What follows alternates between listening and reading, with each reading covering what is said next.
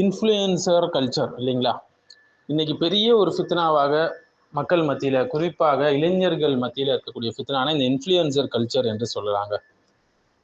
அதாவது சத்தியத்தை ஃபாலோ பண்ணுறது இல்லை, யார்கிட்ட நிறைய லைக்ஸ் இருக்கு, யார் நிறைய ஃபாலோவர்ஸ் வச்சிருக்காங்க, யாரோட வீடியோ வைரல் ஆகுது, இதன் மூலயமாக உண்மையை தீர்மானிப்பது. சமூக ஊடக பிரபலர்கள் அவங்களை இறுதி அதிகாரமாக, ஃபைனல் அத்தாரிட்டியாக எடுத்துக்கொள்வது. இது தாவாவுடைய ஃபீல்ட்லயும் இருக்குங்க. இந்த தாயியா ரொம்ப ஃபேமஸானவர், இவர் சொன்னா ஹக்கா தான் இருக்கும். அதாவது குரான் ஹதீஸ அவர் சொல்ற ஆதாரத்தை பார்க்கறது இல்லை, இவர் சொன்னா ஹக்கா தான் இருக்கும் என்று முடிவு எடுப்பது. ஸோ எல்லா ஃபீல்ட்லயுமே இது இருக்கு. இவரை மில்லியன் பேர் ஃபாலோவர் பண்றாங்க, மில்லியன் நபர்கள் ஃபாலோ பண்றாங்க, அதனால இவர் சரிதான் என்ற மனப்பான்மை. கொள்கைகளை விட நபர்களை காக்கக்கூடிய ஒரு குருட்டு பின்தொடர்வு என்று சொல்லலாம், குருட்டுத்தனமா பின்பற்றுது. இது ஒரு நவீன ஜாஹிலியா இருக்கு. இனில் ஹுக்மு இல்லா லில்லாஹ் என்று அல்லாஹ் சொல்றான். ஸோ ஹுக்கும் என்பது, சட்ட அதிகாரம் என்பது அல்லாஹ்வுக்கு மட்டுமே உரியது. சூரா யூசுஃபுடைய 40வது ஆயத் நம்ம பார்க்கலாம். வமா ஆதாக்கும் ஒரு ரசூலு ஃபஹுதூஹு என்று நம்ம குரான் ஆயத் அல் ஹஷருடைய ஆயத் பார்க்கலாம். இந்த தூதர் உங்களுக்கு கொடுப்பதை நீங்கள் பெற்றுக்கொள்ளுங்கள் என்று அல்லாஹ் சொல்றான். ஸோ இன்ஃப்ளூயன்சர் கலாச்சாரம் வஹியை பின்பற்றுறதுலேருந்து பிரபலத்திற்கு, அதாவது பாப்புலரா இருக்கிறவங்களுக்கு அதிகாரத்தை மாற்றி தருவது, அதுதான் இந்த இன்ஃப்ளூயன்சர் கலாச்சாரம். பின்பற்ற வேண்டியது வஹி, ஆனா இப்போ நிறைய பேர் பின்பற்றுறது பிரபலங்களை, இன்ஃப்ளூயன்சர்ஸ். இன்னைக்கு நவீன உதாரணங்கள் பார்த்தீங்கன்னா, இதுக்கு இந்த தாயி சொன்னா சரியா தான் இருக்கும், ஏன்னா இவர் பிரபலமானவர், அவர்லாம் கொஸ்டின் பண்ணாதீங்க, அவர் கரெக்டாக தான் பேசுவார். அல்லாஹ் சொல்றான், பெரும்பான்மை ஆதாரம் அல்ல, பெரும்பான்மை ஒரு விஷயத்துல இருந்தா அது உண்மை ஹக் என்பது அல்ல. வைன் துதி அக்ஸர மன் ஃபில் அர்து யுதில்லூக என்று அல்லாஹ் சுப்ஹானஹு வ தஆலா சொல்றான். சூரத்துல் அன்ஆமுடைய 116வது ஆயத் நீங்க பார்க்கலாம். பூமியில உள்ள பெரும்பாலானவர்களை நீங்க பின்பற்றினீங்கன்னா அவர்கள் உங்களை வழித்தவர செய்து விடுவார்கள் என்று அல்லாஹ் எச்சரிக்கிறான். ஆனா இன்னைக்கு எதை பாக்குறாங்க? பெரும்பான்மையை தான் பாக்குறாங்க. அவர் நிறைய ஃபாலோவர்ஸ் வச்சிருக்காரு. இங்க எது ஆதாரமாக மாறுது? குர்ஆனோ ஹதீஸோ இல்ல, மாலாக எண்ணிக்கை ஆதாரமாக மாறிடுச்சு. இது வைரலான ஃபத்வாங்க, சரியாதான் இருக்கும். ட்ரெண்டிங்கான கருத்துக்கள் அவர் சொல்றாரு, கரெக்டா தான் இருக்கும். இப்படின்னு சொல்லி சொல்லி சொல்லி சொல்லி குர்ஆனையும் சுன்னாவையும் விட்டு விடுவது, நபர்களை குருட்டுத்தனமாக பின்தொடர்வது அல்லாஹ் கண்டிக்கிறான். இத்தஹது அஹ்பாரஹும் வ ருஹ்பானஹும் அர்பாபன் என்று அல்லாஹ் சொல்றான். அவர்கள் தங்களுடைய அறிஞர்களையும் துறவிகளையும் அல்லாஹ்வுக்கு அடுத்ததாக ரப்புகளாக எடுத்துக்கொண்டார்கள் என்று அல்லாஹ் சொல்றான். சூரத்து தௌபாவுடைய 36வது விளக்கம். ஹராம் ஹலால்ல அவர்களுக்கு கீழ்பட்டார்கள் என்று. இன்றைக்கு பார்க்கலாம் இல்லைங்களா, எங்க ஊர் மௌலவி ஹஸ்ரத் சொல்லிட்டாரு சொல்லி ஃபாலோ பண்ணுவாங்க. ஆதாரத்தை எல்லாம் கேட்பதில்லை. அவர் பிதத்தை சொன்னாலும் சரி, ஷிர்க சொன்னாலும் சரி, அவர் சொல்லிட்டாரு சரியாதான்ப்பா இருக்கும், ஏன்னா அவர் ஒரு இன்ஃப்ளூயன்சரா பார்க்க போறாரு. இன்றைக்கு இன்ஃப்ளூயன்சர் பார்த்திருக்கலாம், சூழ்நிலை என்று சொல்லி பாவங்களை நியாயப்படுத்துறாங்க. அறிவுரை யார் சொல்றாங்களோ அவங்கள வெறுப்பு என குற்றம் சாட்டுறாங்க. ஸோ பிரபலத்தன்மை என்பது ஆதாரம் கிடையாது, அது ஒரு சோதனை, அல்லாஹ்வுடைய சோதனை. கியாமத் நெருங்கும் போது அறிவில் சிறியவர்கள் என்ன செய்வாங்க? அவர்களிடமிருந்து கல்வி எடுக்கப்படும் இல்லையா? சொன்ன இப்னு மாஜால கூட ஹதீஸ் பார்க்கலாம். சிறியவர்கள் பெரும்பாலும் கல்வியில ஆழம் இல்லாதவர்களாக தான் இருப்பாங்க, அல்லாஹ் பாதுகாத்த சில நபர்களை தவிர. இன்னைக்கு கவர்ச்சியாக பேசினா அதுதான் அறிவாளியாக கருதப்படுது. அறிவில்லாமல் பேசுவது பெரும்பாவம் என்று அல்லாஹ் கண்டிக்கிறாங்க அல் குர்ஆன்ல. வலா தக்ஃபு மா லைஸ லக பிஹி இல்முன் என்று அல்லாஹ் சொல்றான். நீங்கள் அறியாததை பின்பற்றாதீங்க என்று சூரத்துல் இஸ்ராவுடைய 36வது ஆயத். ஸோ இன்ஃப்ளூயன்சர் கலாச்சாரம் ஊக்குவிப்பது என்னன்னு பார்த்தீங்கன்னா, சூடான கருத்துக்களா இருக்கு, கவர்ச்சியான கருத்துக்களா இருக்கு, உணர்ச்சியை தூண்டுற மாரி அவர் பேசுறாருப்பா, ஆனா பெரும்பாலும் உறுதிப்படுத்தப்படாத தகவல்களா இருக்கும். ஸோ உண்மை என்பது நபர்களால் அறியப்படாது, மாறாக ஆதாரத்தின் அடிப்படையில தான் அறியப்படும். அலி ரதியல்லாஹு அன்ஹு அவங்க சொன்ன ஒரு விஷயம் இல்லைங்களா, நீ சத்தியத்தை அறிந்து கொள்ளு, உண்மையை அறிந்து கொள்ளு, அப்போது அதன் மனிதர்களை நீ அறிந்து கொள்வாய் என்று சொன்னான். ஆனா இந்த சத்தியத்தை அறிவதில்லை, நான் இவரை பின்பற்றுறேன்ப்பா. இன்னைக்கு தாவா பிராண்டிங்காக ஆயிடுச்சு, அறிவு கண்டென்ட்டாக ஆயிடுச்சு, மார்க்கம் வருமானம் ஈட்டக்கூடிய துறையாக ஆயிடுச்சு. புகழுக்காக கல்வியை தேடக்கூடியவர்கள் நிறைய பேர் ஆயிட்டாங்க. புகழுக்காக யார் கல்வியை தேடுறாங்களோ அவங்க சொர்க்கத்தில் நுழைய மாட்டார்கள் என்று சொன்ன இப்னு மாஜால நம்ம ஹதீஸை பார்க்கலாம்.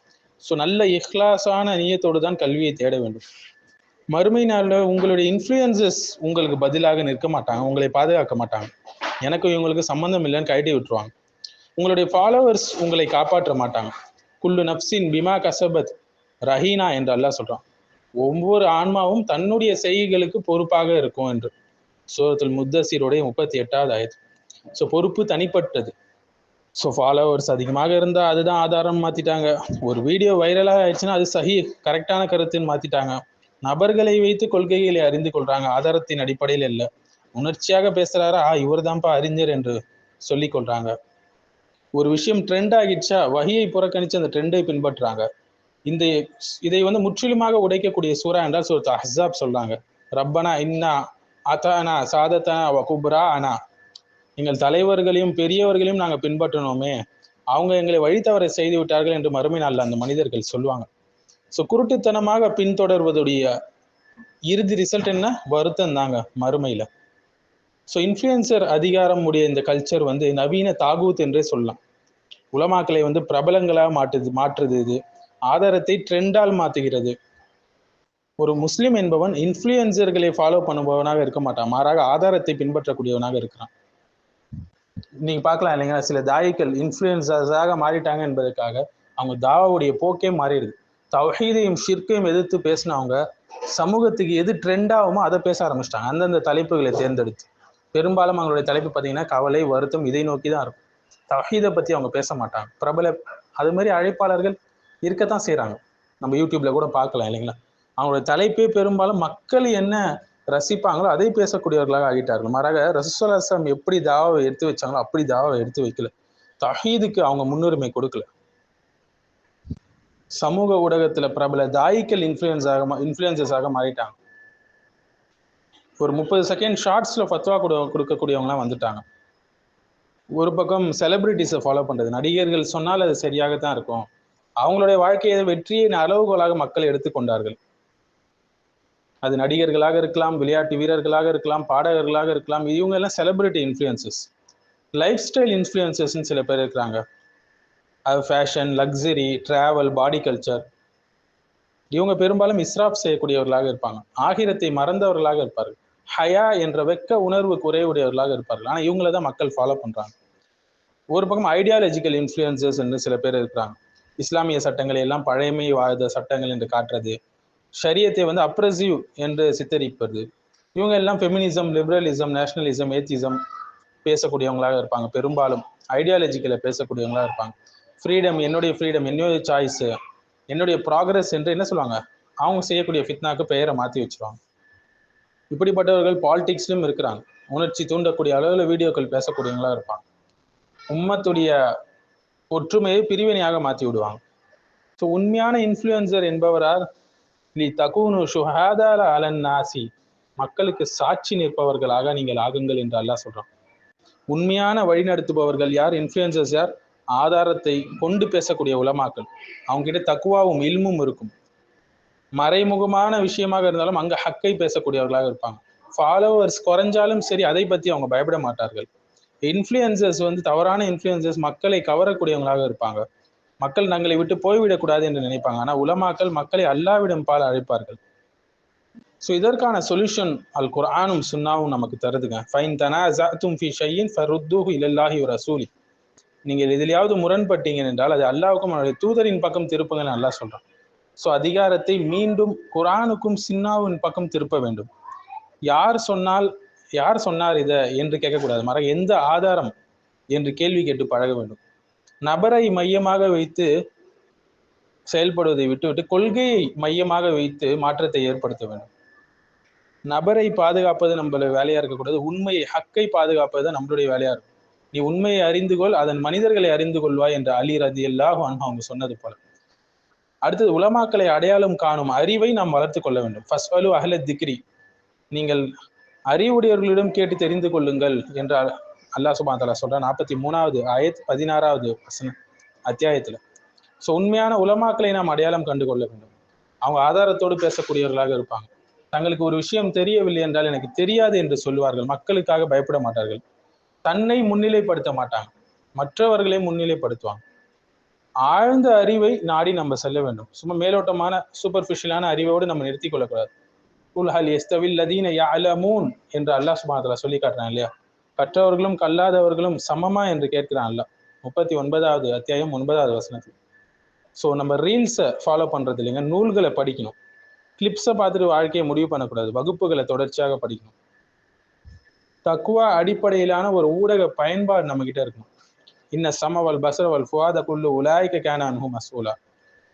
நிச்சயமாக எல்லாமே கேள்வி கேட்கப்படும் என்று அல்லாஹ் சொல்றான் இல்லைங்களா? ஸோ புகழை விட்டு விட்டு அல்லாஹ்வுடைய திருப்தியை நாடி நம்ம செயல்பட வேண்டும். யுரீதூன வஜ்ஹஹு, அவர்கள் அல்லாஹ்வின் முகத்தையே நாடுகிறார்கள் என்று அல்லாஹ் சொல்றாங்க. அப்படிப்பட்ட மனிதர்களாக நம்ம மாற வேண்டும். ஃபாலோவர்ஸை நம்ம ஃபாலோ பண்ணக்கூடாது. அல்லாஹ் இதை ஏற்றுக்கொள்வானா, அதைத்தான் நம்ம பார்க்கணும். ரீச் அல்ல அது நமக்கு முக்கியம். இது ரீச் ஆயிடுச்சா இல்லையான்னு இஹ்லாஸோடு செஞ்சோமா, அதுதான் முக்கியம். தனிப்பட்ட பொறுப்புணர்வுகளை வளர்த்து கொண்ட வேண்டும். ஆதாரம் கேட்டு அதை தான் நம்ம அமல் செய்யணுமே தவிர அவர் சொல்லிட்டாரு அதுக்காகவே நான் அமல் செய்வேன் என்று இருக்கக்கூடாது. அல்லாஹ்ம அரினல் ஹக்க ஹக்கன் வர்சுக்னா இத்திபாஹு என்ற துவாவை ஓதிக்கொண்டே இருக்க வேண்டும். உண்மையை உண்மையாக எங்களுக்கு காட்டியால் அதை பின்பற்றும் சக்தியை தா என்று கேட்க வேண்டும். ஸோ உண்மை குர்ஆன் சொன்ன அடிப்படையில் நாம் எடுக்க பழகி கொள்ள வேண்டும். இவர் பிரபலமா இருக்காரு, இவருக்கு நிறைய லைக்ஸ் இருக்கு, இவங்களுக்கு நிறைய ஃபாலோவர்ஸ் இருக்கிறாங்க, இந்த வீடியோ வைரலா இருக்கு என்ற அடிப்படையில நம்ம தீர்மானிக்கிறோம் ஹக்கை என்றால் இதுதான் நவீன ஜாஹிலியா கலாச்சாரம். அதுதான் இந்த இன்ஃப்ளூயன்சஸ் கலாச்சாரம் என்று சொல்லலாங்க. இந்த கலாச்சாரத்தில் நபர்கள் கொள்கையை விட உயர்த்தப்படுறாங்க. எண்ணிக்கை ஆதாரமாக மாறுது. உணர்ச்சி அறிவை மங்க செய்கிறது. 30 வினாடி வீடியோ போடுறவங்கலாம் உலமாக்களாக இன்னைக்கு மாற்றப்படுறாங்க. ஹலால் ஹராம் எல்லாம் கான்டெக்ஸ்ட் என்ற பெயர்ல தளர்த்தப்படுகிறது. பெரும்பான்மையை பின்பற்றக்கூடியவங்க வந்துட்டாங்க குர்ஆன் சுன்னாவை விட. ஸோ நம்மளுடைய வேலை நபர்களை பின்பற்றுவதல்ல, ஆதாரத்தை பின்பற்ற வேண்டும். புகழை தேடி அலைய வேண்டியதில்லை, அல்லாஹ்வின் திருப்தியை நாடி செயல்பட வேண்டும். வைரல் ஆகுது என்பது அல்ல, மாறாக சஹீஹான அறிவை மதிக்க வேண்டும், பின்பற்ற வேண்டும். பல சூறாக்கள் இதற்கு மறுப்பு கொடுக்குது. குறிப்பாக சூரத்துல் அஹ்ஸாபுடைய 33வது ஆயத்தாங்க ரொம்ப ஹைலைட்டான ஒரு ஆயத். இந்த சூறா நபரை மையமாக வைத்து செயல்படுவது, குருட்டுத்தனமாக பின்தொடர்வது, தலைவர்களை உயர்த்துவது ஆகியவற்றுக்கு நேரடியாக மறுப்பு தருகிறது. நம்ம ஆல்ரெடி பார்த்த ஆயத்து தான். ரப்பனா இன்னா அத்தானா சாதத்தனா வகுபரா அனா ஃபதல்லூனா சபீலா. நாங்க இந்த இன்ஃப்ளூயன்சர்ஸை நம்பணும் யா அல்லாஹ், பிரபலமானவர்கள் என்பதால் நாங்க பின்பற்றணும் யா அல்லாஹ், அவர் சொன்னார் என்று கேட்டோம், ஆதாரத்தை பின்பற்றவில்லை என்று மக்கள் உங்களை தான் கை காட்டி விட்டு திரும்பி விடுவார்கள். கியாமத்தினாலில் எந்த காரணமும் ஏற்றுக்கொள்ளப்படாது. அதே சூரா 36வது ஆயத்து பார்த்தீங்கன்னா, அல்லாஹ் மற்றும் அவனுடைய தூதர் ஒரு விஷயத்துல தீர்ப்பளித்த பின்பு வேறு தேர்வு இல்லை என்று சொல்கிறது. இது ஃபாலோவர்ஸை பேஸாக கொண்டு செயல்படக்கூடியதை முற்றிலுமாக நிராகரிக்கிறது. அதே சூறால 21வது ஆயத்து நீங்க பாத்தீங்கன்னா, அல்லாஹ்வுடைய தூதருடைய இடத்தில் உங்களுக்கு சிறந்த முன்மாதிரி இருக்குன்னு அல்லாஹ் சொல்றோம். ஸோ இன்ஃப்ளூயன்சர்ஸ் கல்ச்சரை ஃபாலோ பண்றதுக்கு பதில் ப்ராஃபட்டிக் மாடல் நம்ம ஃபாலோ பண்ணோம். நபித்துவத்துடைய அந்த அவங்களை முன்மாதிரியாக வைத்து நம்ம ஃபாலோ பண்ண ஆரம்பிக்கணும். ஸோ நபர்களை பின்பற்றியவர்கள் எல்லாம் மறுமையில வருந்துவார்கள். தூதரை யார் பின்பற்றியார்களோ அவங்க தான் வெற்றி பெறுவார்கள். அவர்களுக்கு இமாமாக ரசூலுல்லாஹி ஸல்லல்லாஹு அலைஹி வஸல்லம் இருப்பார்கள். மற்றவர்களுக்கு இமாம்களாக அந்தந்த இன்ஃப்ளூயன்சர்ஸ் இருக்க செய்வாங்க.